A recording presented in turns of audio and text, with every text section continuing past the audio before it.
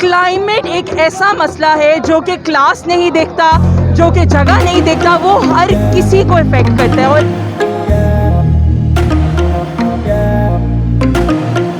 अस्सलाम वालेकुम जी, मैं हूं रौनक शहजाद कमर, आप देख रहे हैं सिटीजन टीवी।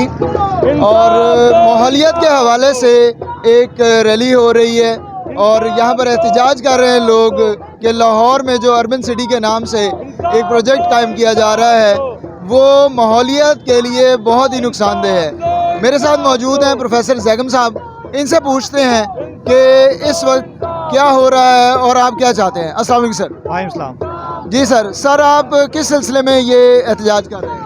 देखिए, आज 21 मार्च है और पाकिस्तान में बहुत ही कम लोगों को पता होता है कि आज दुनिया भर में ग्लोबल क्लाइमेट एक्शन डे मनाया जाता है। और इसका मतलब ये होता है कि ये जो सरमायादारी है, ये जो सिस्टम जिसके अंदर हम रह रहे हैं, इसने हमसे बुनियादी तौर पे सांस लेने का हक भी छीना हुआ है।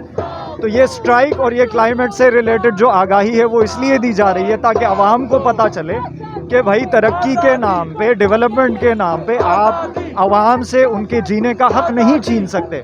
उसकी एक ज़िंदा मिसाल आपने जो है वो रावी अर्बन प्रोजेक्ट की सूरत में आपने लाहौर में देखी हुई है। वहाँ पे कम से कम 25 विलेजेस को इसलिए डिस्प्लेस किया जा रहा है ताकि वहाँ पे जो है वो हाउसिंग सोसाइटी बनाई जा सके।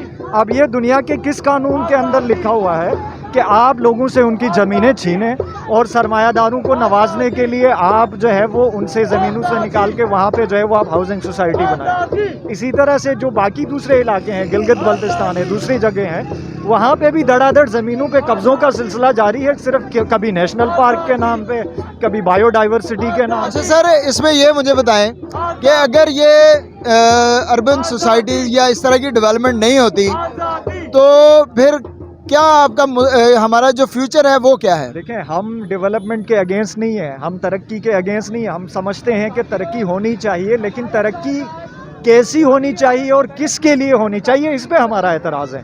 तरक्की जो है वो आम लोगों के लिए होनी चाहिए, तरक्की जो है वो सरमायादार के लिए नहीं होनी चाहिए, तरक्की जो है वो नेचर की सस्टेनेबिलिटी। यानी आपका स्टांस है कि सरमायादार को तरक्की देने की बजाय अवाम के लिए वो प्रोजेक्ट्स बनाए जाएं जो ना सिर्फ अवाम फ्रेंडली हो, जो पीपल फ्रेंडली हो, बल्कि नेचर फ्रेंडली भी हो। अस्सलाम वालेकुम जी। वालेकुम सलाम, मेरा नाम मानूर सलमान है, मैं हकूक़ खल्क़ मूवमेंट और प्रोग्रेसिव स्टूडेंट्स कलेक्टिव का हिस्सा हूँ।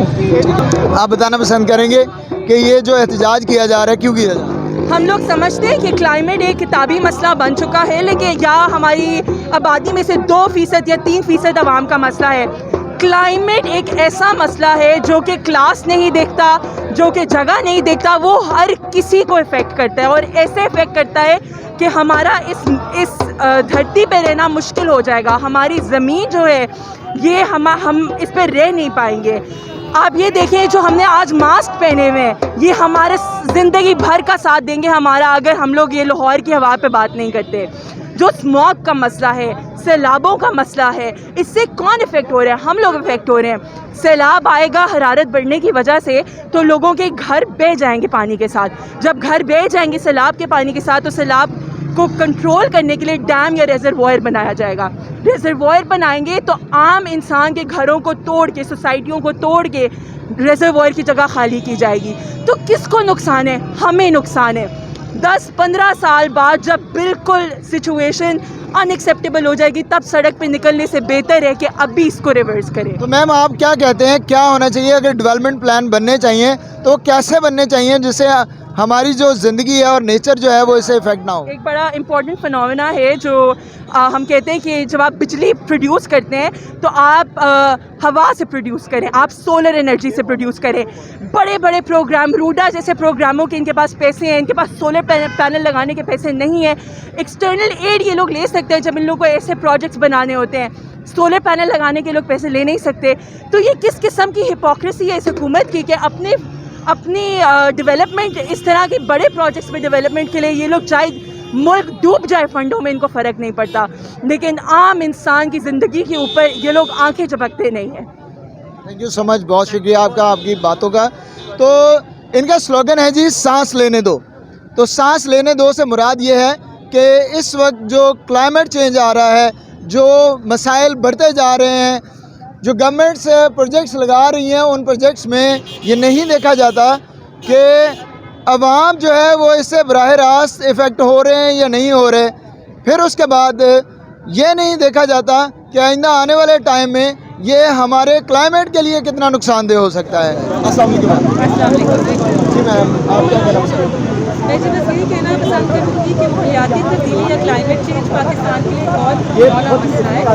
اور یہ جو پروٹیسٹ آرگنائز کیا ہے بچوں نے یونیورسٹی بچوں نے آرگنائز کیا ہے یہ اس لیے ضروری ہے کیونکہ آگاہی پھیلانی ہے اور ماحولیاتی تبدیلی سے عام آدمی کو متاثر ہوگا. اسلام آباد میں بڑے عہدوں پہ بیٹھے اور پاکستان میں اور پاکستان کے اندر جو خاص طور پر ساہیوال کوٹ پروجیکٹ اسی طرح سے جب گرمی پڑتی ہے ماحولیاتی تبدیلی کی وجہ سے گلیشیئرز نکلتے ہیں تو بنیادی وجہ یہ ہے پاکستان میں فلڈ آتے ہیں سمندری طوفان سائیکلون آتے ہیں تو اور ہماری زراعت بھی بہت اس کا سنجیدہ اثر ہو رہا ہے ماحولیاتی تبدیلی کا. اور جب زراعت کی تو ماحولیاتی تبدیلی کے لیے لاس پالیسیز قانون بنانا بہت ضروری ہے آپ کیا سمجھتے ہیں کہ ابھی تک پاکستان میں جو شروع سے لے کے جو کام ہوا ہے انوائرمنٹ اس میں ابھی کتنی کمی باقی ہے اور کتنا گیا؟ ہماری حکومت کر رہی ہے لیکن جو کام ہے وہ پاکستان کی آبادی پاکستان کا جو نقشہ ہے اس کے مطابق کرنا چاہیے. صرف ماحولیاتی تبدیلی کو نہیں آپ روک سکتے. یعنی آپ سمجھتے ہیں کہ جسٹ ٹریز جو ہیں ان کو نہیں بلکہ ڈیولپمنٹ کا ایک مکمل پلان ہونا چاہیے. ڈیولپمنٹ کا مکمل رہنا چاہیے. رینیوبل انرجی سولر اور ہائیڈرو جس سے انرجی جنریٹ ہوتی ہے بجلی جنریٹ ہوتی ہے اس پہ بہت زیادہ کانسنٹریٹ کرنا چاہیے. کول ہر چیز نہیں بنانا چاہیے. کول پلانٹ نہیں کرنے چاہیے. اب سی پیک بن رہا ہے تو ہمیں بہت کوشش کرنی چاہیے کہ جو ہماری انرجی کی سورس ہے وہ ساری رینیوبل انرجی. ناظرین ان سے ابھی جو ہمیں بات کرنے سے پتہ چلا ہے وہ یہی پتہ چلا ہے کہ یقیناً پولوشن جو ہے وہ ایک بہت بڑا مسئلہ ہے اور آنے والے وقت میں یہ دنیا کے بڑے مسائل میں سے ایک مسئلہ ہے. اگر ہم اس کو سیریسلی نہیں دیکھیں گے تو یقیناً آنے والے وقت میں سانس سب سے پہلی ضرورت ہے کسی بھی انسان کے لیے کسی بھی جینے والے شخص کے لیے. تو اگر سانس ہی نہیں ہوگی تو پھر کس طرح سے یہ دنیا چلے گی؟